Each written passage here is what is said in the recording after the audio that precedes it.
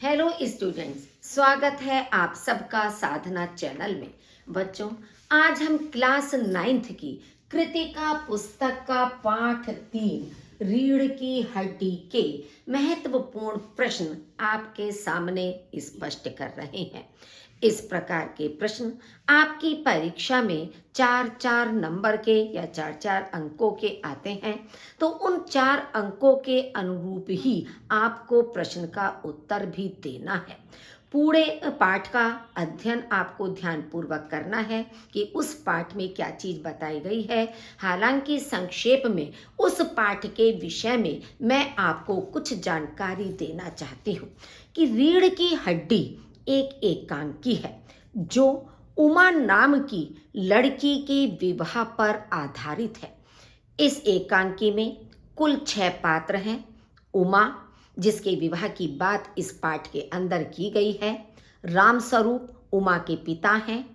प्रेमा उमा की माता हैं। शंकर, जो कि उमा को देखने के लिए आया है। गोपाल प्रसाद शंकर के पिता हैं और रतन नौकर है। इन 6 पात्रों पर ही यह पूरा एकांकी केंद्रित है। इसमें लेखक का उद्देश्य समाज में लड़कियों को पूर्ण रूप से सम्मान न मिल पाने की समस्या को सबके सामने लाना है। उनके विवाह में आने वाली समस्या, उनकी पसंद नापसंद, उनकी रुचि आदि को महत्व न दिए जाने की समस्या को भी समाज के सामने प्रस्तुत किया गया है। साथ ही समाज में उन लोगों को भी बेनकाब किया गया है जो शिक्षा, लड़के और लड़की के प्रति दोहरी मानसिकता को रखते हैं। रीढ़ की हड्डी, जैसा कि हमारे एकांकी का शीर्षक है, इसके हम 2 अर्थ ले सकते हैं कि जिस प्रकार से मनुष्य के शरीर में रीढ़ की हड्डी महत्वपूर्ण होती है। यदि रीढ़ की हड्डी ना हो या रीढ़ की हड्डी कमजोर पड़ जाए तो मनुष्य ना तो ठीक से खड़ा हो सकता है और ना ही ठीक से वह बैठ सकता है। उसी तरह से मनुष्य का चरित्र होता है। यदि मनुष्य चरित्रवान है तो समाज में उसको सम्मान मिलता है, प्रतिष्ठा उसकी होती है। लेकिन चरित्रहीन व्यक्ति को समाज में किसी भी प्रकार का कोई सम्मान प्राप्त नहीं होता है, उसकी ओर कोई भी ध्यान नहीं देता है। तो एक अर्थ तो हम रीढ़ की हड्डी का ले सकते हैं, चरित्र।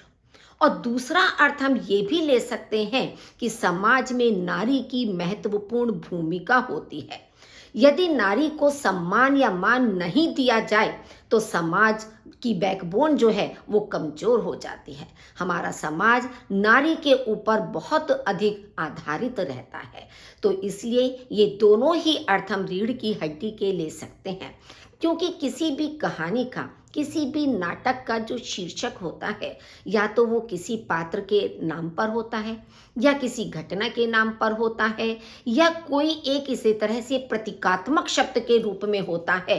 तो रीढ़ की हड्डी जो शीर्षक है ये भी एक प्रतीकात्मक शब्द है जो कि या तो चरित्र से संबंधित है या नारी का समाज में महत्व होना चाहिए इससे संबंधित है, क्योंकि उसके बिना समाज की बैकबोन कमजोर पड़ जाती है, शिथिल पड़ जाती है। तो चलिए इस पाठ के महत्वपूर्ण प्रश्नों को आपके सामने हम स्पष्ट करते हैं। फर्स्ट आपका है, गोपाल प्रसाद के विचार आधुनिक समाज के लिए कहां तक घातक हैं। गोपाल प्रसाद के विचार आधुनिक समाज के लिए तनिक भी उचित नहीं है। वह लड़कियों की पढ़ाई का पक्षधर नहीं बल्कि विरोधी है। उसका कहना है कि लड़कियों का पढ़ना लिखना, काबिल बनना आवश्यक नहीं है। उसके अनुसार लड़कियों को घर का काम कुशलता पूर्वक आना चाहिए। यदि लड़कियां पढ़ लिख कर योग्य बन गई और अंग्रेजी अखबार पढ़कर पॉलिटिक्स की बातें करने लगी तो घर की देखभाल हो चुकी। उसकी यह सोच लड़कियों के लिए ही नहीं बल्कि समाज के लिए भी बहुत घातक है। मतलब गोपाल प्रसाद, जो कि शंकर के पिता हैं और उमा को देखने के लिए आए हैं, वे दोहरी मानसिकता रखते हैं। खुद जबकि पढ़े लिखे व्यक्ति हैं, पेशे से वकील हैं, लेकिन उनकी सोच यह है कि लड़की कम पढ़ी लिखी होनी चाहिए, जिससे वह अपने अधिकारों के लिए आवाज ना उठा सके और उसे घर का चूल्हा चौका ही करना होना पड़ता है, तो इसलिए उसका कम पढ़ा लिखा होना चाहिए। तो इस तरह के जो लोग होते हैं वो समाज के लिए घातक होते हैं, क्योंकि समाज का विकास अवरुद्ध हो जाता है। लड़की यदि शिक्षित होगी, समाज के लिए अपना योगदान देगी, तभी समाज विकसित हो सकता है, देश हमारा विकास कर सकता है। क्या गोपाल प्रसाद लड़के लड़कियों को समान दृष्टि से देखते हैं? स्पष्ट करें। गोपाल प्रसाद की सोच समाज के लिए हितकर नहीं है। वे लड़के तथा लड़कियों को समान दृष्टि से नहीं देखते हैं। वे तरह तरह के तर्क देकर लड़के लड़कियों में अंतर बताकर दूसरों को उकसाते हैं। उनका मानना है कि लड़कों को पढ़ना लिखना चाहिए, काबिल बनना चाहिए, जबकि लड़कियों को पढ़ना लिखना आवश्यक नहीं है, क्योंकि उन्हें घर ही तो चलाना है। अपनी बात के प्रमाण में वे कहते हैं कि मोर के पंख होते हैं, मोरनी के नहीं, शेर के बाल होते हैं, शेरनी के नहीं। तो इस तरह के वे तर्क देते हैं अपनी बात को स्थापित करने के लिए या सबके सामने रखने के लिए, क्योंकि उनकी दृष्टि में केवल लड़कों को ही काबिल होना चाहिए, उनको ही पढ़ा लिखा होना चाहिए, ताकि उनका प्रभुत्व समाज में बना रहे, परिवार में उनका प्रभुत्व बना रह सके। उमा का गायन अचानक क्यों रुक गया, जबकि इसी गायन से वह लड़के वालों को प्रभावित करना चाहती थी। रामस्वरूप शंकर और उसके पिता को प्रभावित करने के लिए उमा से कुछ गाने के लिए कहते हैं। रामस्वरूप उमा के पिता हैं, तो जब शंकर और उनके पिता गोपाल प्रसाद उमा को देखने के लिए आते हैं, तो तब रामस्वरूप उमा से कुछ गाने के लिए कहते हैं। सितार बजाते हुए उमा गायन शुरू करती है। गायन चल रहा था कि अचानक उसकी नजर सामने बैठे शंकर पर पड़ी। शंकर पर नजर पड़ते ही वह समझ गई कि यह तो वही शंकर है जो उसके यानी कि लड़कियों के हॉस्टल के बाहर आवारा की तरह घूमता रहता था। उमा साहसी तथा स्पष्टवादिनी है। उसे अपने व्यक्तित्व के सामने शंकर का व्यक्तित्व बौना लगा। बौना माने छोटा लगना, तुच्छ लगना।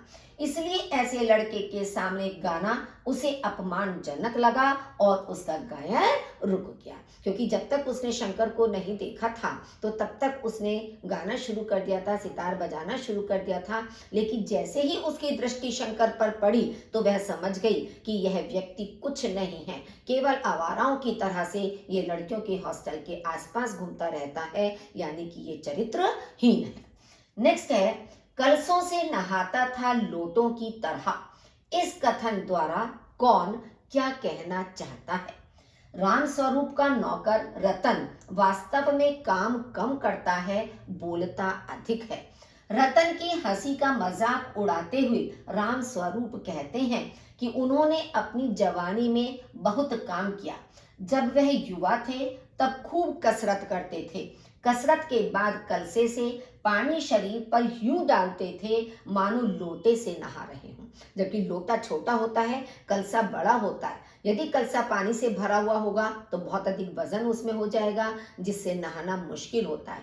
लेकिन उनका कहना था कि वे इतनी कसरत करते थे, उनकी मांसपेशियां इतनी अधिक मजबूत हो गई थी कि लोटों के समान वे कलसों को उठाकर उनसे नहाते थे।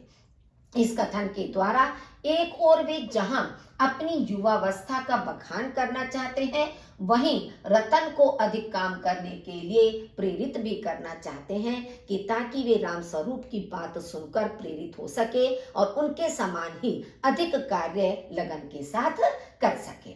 नेक्स्ट है, स्त्री शिक्षा के बारे में प्रेमा के क्या विचार हैं? वह अपनी बेटी उमा की उच्च शिक्षा का विरोध किन तर्कों के आधार पर करती है? प्रेमा स्त्रियों को उच्च शिक्षा दिलाने के विरुद्ध है। उसका मानना है कि अक्षर ज्ञान, गिनती तथा स्त्री सुबोधिनी का अध्ययन ही स्त्रियों के लिए पर्याप्त है। उसके अनुसार अधिक पढ़ने लिखने से ही उमा सिर पर चढ़ी है और अपनी इच्छा के अनुसार कार्य करती है।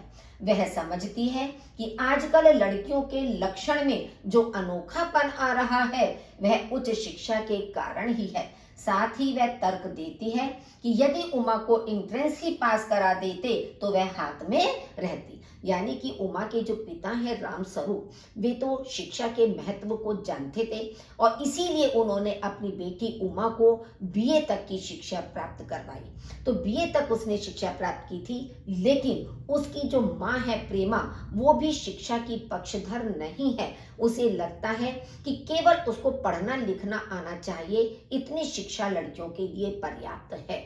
क्योंकि यदि उनमें लड़कियों में जो भी नखरे आदि हैं, जो अपने तरीके से काम करने का जो रवैया है, वो शिक्षित होने के ही कारण है, इसलिए वे भी इसका विरोध करती हैं कि अधिक शिक्षा लड़कियों को नहीं दिलानी चाहिए। किन बातों से पता चलता है कि गोपाल प्रसाद दकियानूसी विचारों वाले व्यक्ति हैं? बाबू गोपाल प्रसाद स्वयं पढ़े लिखे हैं तथा पेशे से वकील हैं। वह सभा सोसाइटियों में जाते हैं, परंतु लड़के के विवाह के लिए ऐसी लड़की चाहते हैं जो ज्यादा पढ़ी लिखी ना हो। वे लड़की का सुंदर होना निहायत जरूरी मानते हैं, शिक्षित होना नहीं। वे गीत संगीत पेंटिंग सिलाई कढ़ाई में लड़की का पारंगत होना आवश्यक मानते हैं, परंतु उनका अंग्रेजी अखबार पढ़ना और पॉलिटिक्स पर चर्चा करना उन्हें स्वीकार नहीं है। वे विवाह को बिजनेस मानते हैं, जिससे स्पष्ट होता है कि गोपाल प्रसाद दकियानूसी विचारों वाले व्यक्ति हैं। मतलब घर में जो आवश्यक काम की चीजें होती हैं उन सब में लड़कियों को पारंगत होना चाहिए। केवल मात्र उसको शिक्षित नहीं होना चाहिए कि वह अंग्रेजी अखबार पढ़े या समाज में देश में जो भी राजनीति आदि चल रही है उस पर वह अपने विचार दूसरों के सामने रख सके। इस तरह की योग्यता, इस तरह की शिक्षा लड़कियों को नहीं प्राप्त होनी चाहिए। गोपाल प्रसाद स्त्रियों के अधिक पढ़े लिखे होने के विरुद्ध क्यों थे? क्या यह विचार उचित है? गोपाल प्रसाद का मानना था कि यदि लड़की अधिक पढ़ी लिखी हो जाए तो उसके नखरों को भुगतना मुश्किल हो जाएगा। उनके अनुसार अगर स्त्रियां अंग्रेजी अखबार पढ़ने लगी और पॉलिटिक्स वगैरह पर बहस करने लगी तो गृहस्थी पर ध्यान नहीं देंगी, इसलिए वह स्त्रियों के अधिक पढ़े लिखे होने के विरुद्ध थे। यह विचार पूर्णतः अनुचित है, क्योंकि समाज में स्त्रियों का भी वही महत्व है जो पुरुषों का है। दोनों ही परिवार, समाज तथा देश के विकास के लिए अनिवार्य हैं। अतः स्त्रियों का पढ़ा लिखा होना जरूरी है कि यदि जैसे पुरुष समाज और देश के लिए कार्य करते हैं, यदि स्त्रियां भी शिक्षित होंगी तो वे भी अपना पूरा योगदान देश के विकास में दे सकेंगी। तो हमारे समाज का, हमारे देश का विकास और अधिक तीव्र गति से होगा। तो इसलिए आज लड़कियों का पढ़ा लिखा होना भी आवश्यक है। लेकिन गोपाल प्रसाद की दृष्टि में ये सब बेकार की चीजें हैं। उन्हें लगता है कि लड़कियां अपने नखरे दिखाएंगी, उनके नखरों को कौन झेलेगा, घर गृहस्थी के कामों को कौन संभालेगा, इसलिए वे लड़कियों की शिक्षा के विरुद्ध थे। उमा के व्यक्तित्व की विशेषताएं बताइए। उमा के व्यक्तित्व में निम्नलिखित विशेषताएं हैं। फर्स्ट, उमा बीए पास एक शिक्षित तथा सुंदर युवती है। सेकंड, वह दिखावा पसंद नहीं करती है, इसी कारण वह बनाव श्रृंगार नहीं करती तथा पाउडर आदि भी नहीं लगाती है। थर्ड, उमा गीत संगीत पेंटिंग तथा सिलाई कढ़ाई में भी प्रवीण है। प्रवीण का मतलब कुशल है। फोर्थ, उमा स्पष्टवादी युवती है, इसी कारण जब गोपाल प्रसाद के तौर तरीके से वह स्वयं को अपमानित महसूस करती है तो स्पष्ट रूप से उनके लड़के शंकर की शारीरिक और चारित्रिक कमियों को उजागर कर देती है। लास्ट है, उमा दृढ़ निर्णय लेने में सक्षम है, इसी कारण वह अपने पिता शंकर और उसके पिता के सामने अपना निर्णय सुना देती है। तो इस तरह से उमा की जो चारित्रिक विशेषताएं हैं वो ये सारी हैं कि किन किन चीजों में वो पारंगत है, किस तरह से वह कोई भी निर्णय लेने में सक्षम है, कि वह अपना स्पष्ट रूप से मत सबके सामने प्रस्तुत करती है। आप कैसे कह सकते हैं कि उमा एक स्वाभिमानी लड़की है? उमा एक स्वाभिमानी लड़की है क्योंकि पहले तो वह अपने पिता की इच्छा अनुसार व्यवहार करती रही, किंतु जब उसे लगा कि सभी अपनी इच्छा अनुरूप बात कर रहे हैं, प्रश्न पूछ रहे हैं, उसकी इच्छा के बारे में किसी को कोई मतलब नहीं है, तो उससे ना रहा गया। उसने कहा, अब मुझे कह लेने दीजिए बाबूजी, ये जो महाशय मेरे खरीदार बनकर आए हैं, इनसे जरा पूछिए कि लड़कियों के दिल होता है या नहीं, उनके चोट लगती है या नहीं। इस पर गोपाल प्रसाद ताव में आ जाते हैं, तो वह उन्हीं से पूछती है कि हमारी बेइज्जती नहीं होती जो आप इतनी देर से नाप तोल कर रहे हैं। और जरा अपने साहबजादे से पूछिए कि अभी पिछली फरवरी में ये लड़कियों के हॉस्टल के इर्द गिर्द क्यों घूम रहे थे और वहां से कैसे भगाए गए थे। तो इसलिए जब उसके स्वाभिमान पर आघात हुआ, उस पर चोट पहुंची, क्योंकि गोपाल प्रसाद लगातार एक के बाद एक उससे प्रश्न पूछते चले जा रहे थे, तो उसे लगा कि उसका अपमान हो रहा है। तो इसलिए अपने स्वाभिमान के वशीभूत होकर उसने ये अपने मन की सारी बातें सबके सामने उजागर कर दी। लड़की की माता का यह कथन कि आजकल लड़की तो कितनी भी सुंदर क्यों ना हो, बिना टीम टाम के कौन पूछता है, समाज के लोगों की किन मानसिकता को दर्शाता है। प्रश्नोक्त का मतलब है कि प्रश्न में कही गई बात, कि प्रश्नोक्त कथन समाज की रूढ़िवादी तथा बीमार मानसिकता का परिचायक है। केवल सौंदर्य के आधार पर किसी का मूल्यांकन नहीं किया जा सकता। सौंदर्य द्वितीयक चीज है, द्वितीयक माने सेकेंडरी चीज है सौंदर्य। सबसे बड़ी और निर्णायक चीज है गुण।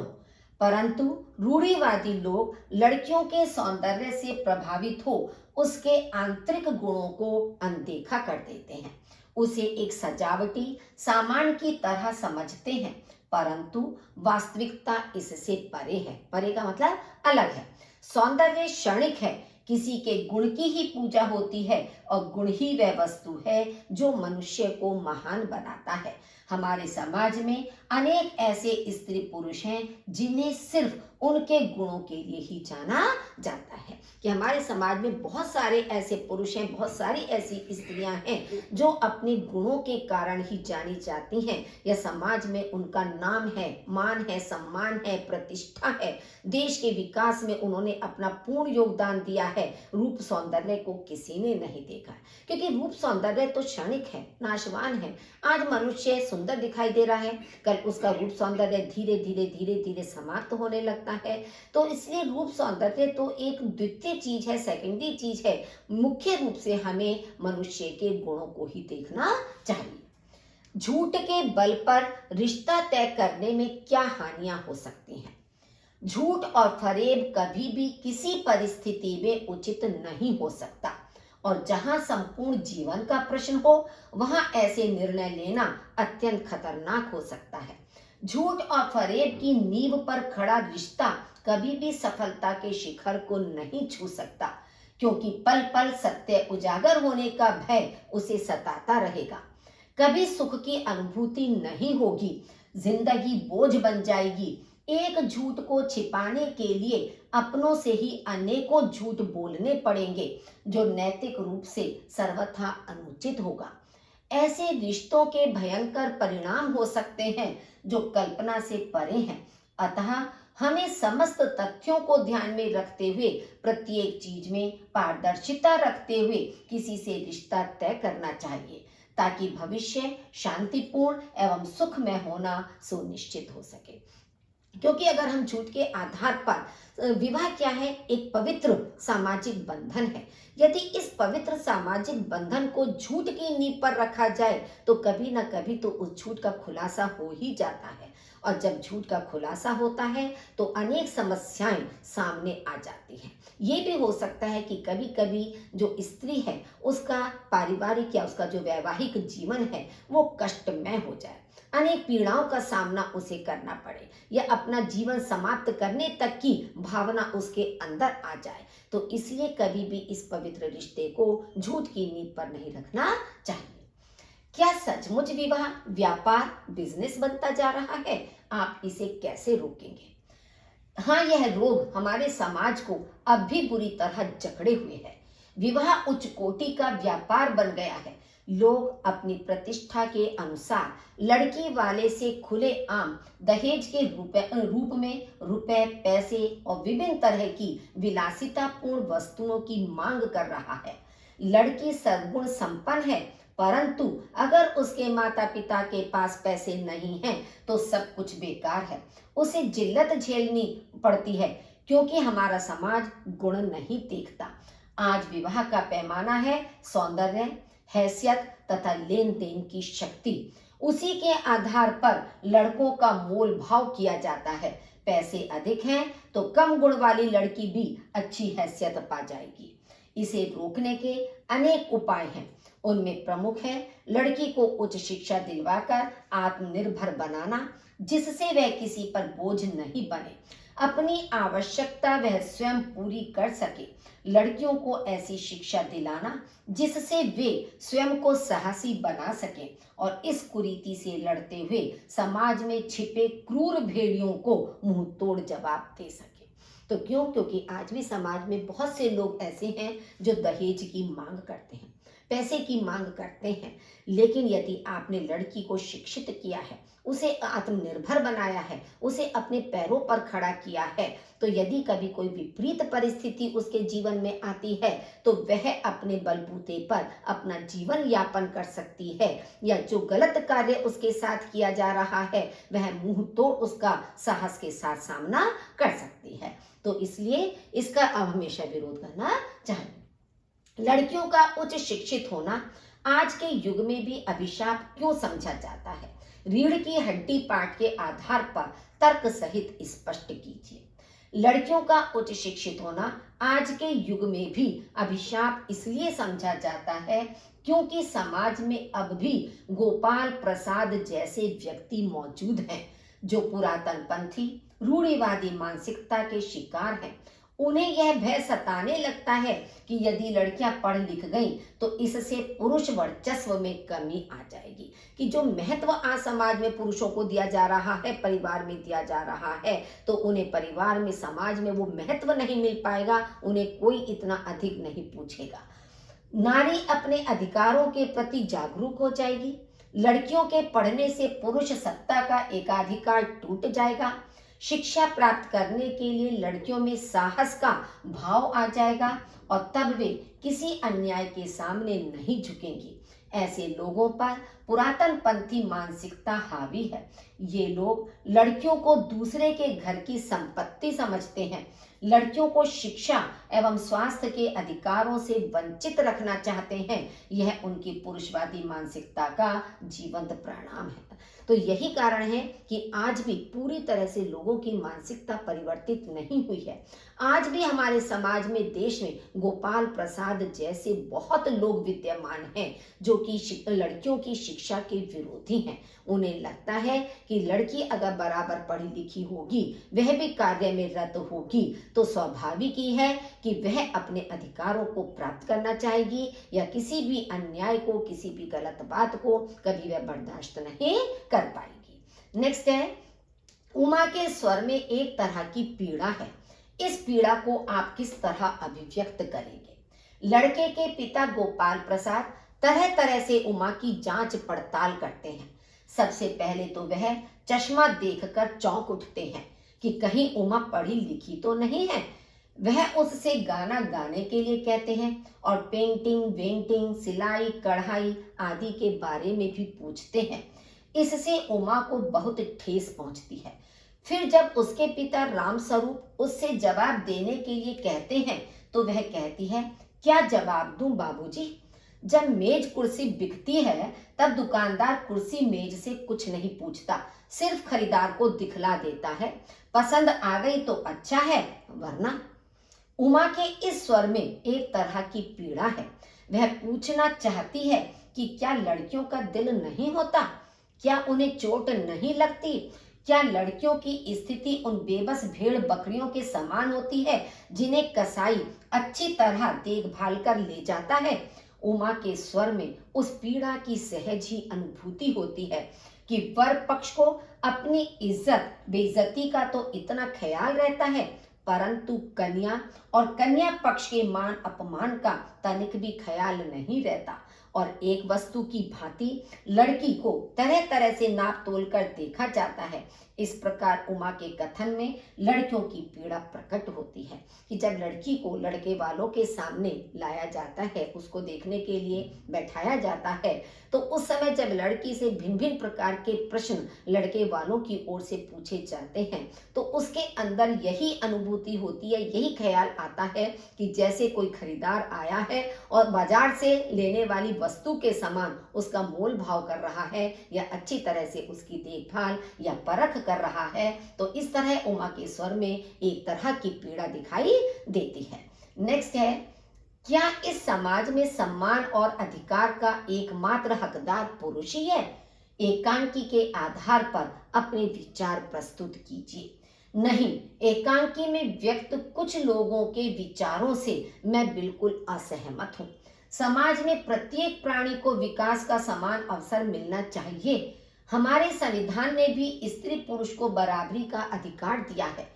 आज की नारी शिक्षित एवं सशक्त हो, ऐसा हमारे समाज की आवश्यकता है।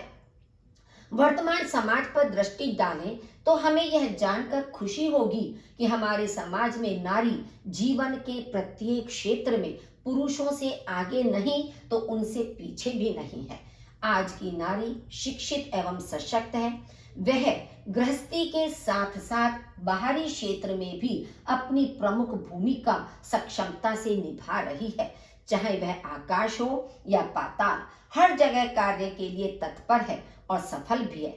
वे अपने अधिकारों एवं कर्तव्यों को जानती हैं और उसके प्रति सजग भी हैं। आज की नारी एकांकी में व्यक्त नारी से सर्वथा भिन्न है और गोपाल प्रसाद जैसे लोगों का विचार धाराशायी हो चुका है।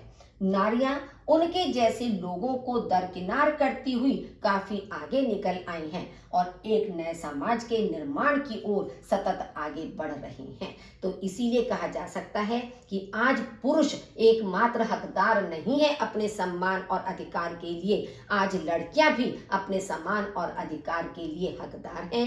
क्यों? क्योंकि वे अपनी घर गृहस्थी को भी जितनी कुशलता से चलाती हैं, उतनी ही जिम्मेदारी से घर के बाहर के कार्यों को भी निभाती हैं। आगे कहना चाहिए कि दोहरी भूमिका आज की नारी के द्वारा निभाई जा रही है।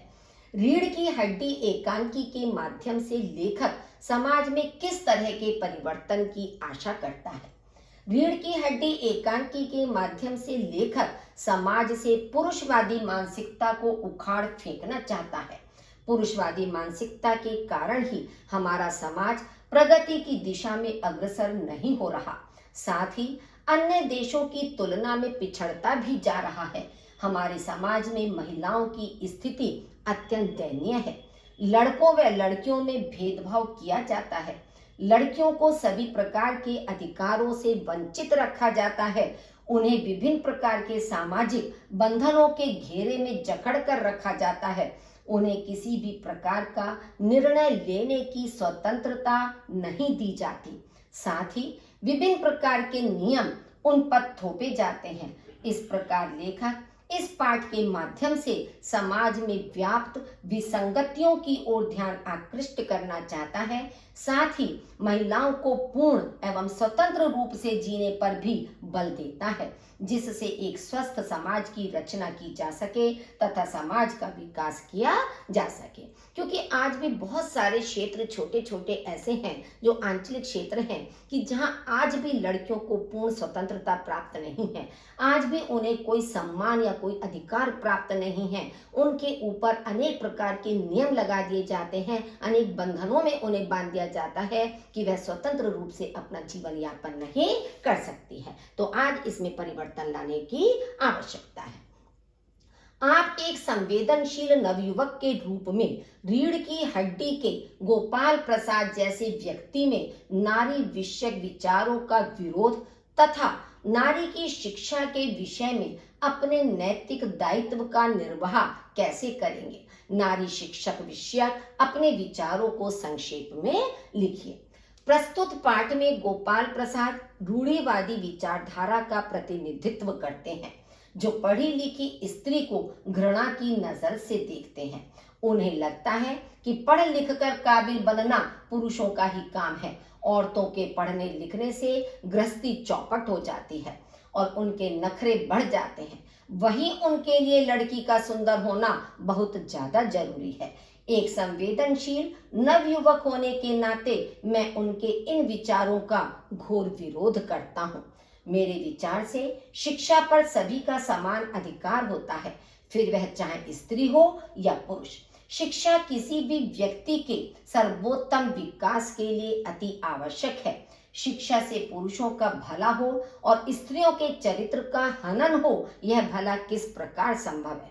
मेरे विचार से शिक्षा स्त्रियों के लिए भी उतनी ही आवश्यक एवं महत्वपूर्ण है जितनी पुरुषों के लिए। इसलिए मैं स्त्री शिक्षा का पुरजोर समर्थन करता हूं और उनके प्रति अपने नैतिक दायित्वों का निर्वाह करने का पूरा प्रयत्न करूंगा। मैं अपने आसपास के लोगों में भी स्त्री शिक्षा के प्रति सकारात्मक दृष्टिकोण विकसित करने का प्रयास करूंगा। तो बच्चों, इन प्रश्नों के माध्यम से आपको रीढ़ की हड्डी जो एकांकी है वो पूर्ण रूप से स्पष्ट हो गया होगा, समझ में आ जाएगा। इसको ध्यान से यदि आप प्रश्नों को देखेंगे तो पूरा पाठ अच्छी तरह से स्पष्ट हो जाएगा। फिर चाहे प्रश्न की थोड़ी सी भाषा परिवर्तित होकर भी आपसे अगर पूछा जा रहा है तो आप अपने शब्दों में उसका उत्तर आसानी से दे सकते हैं। बच्चों, वीडियो को लाइक जरूर कीजिए, अपने साथियों के साथ शेयर कीजिए और यदि आप पहली बार मेरे चैनल पर हैं तो उसे सब्सक्राइब करना ना भूलें। सुनने के लिए आपका बहुत बहुत धन्यवाद।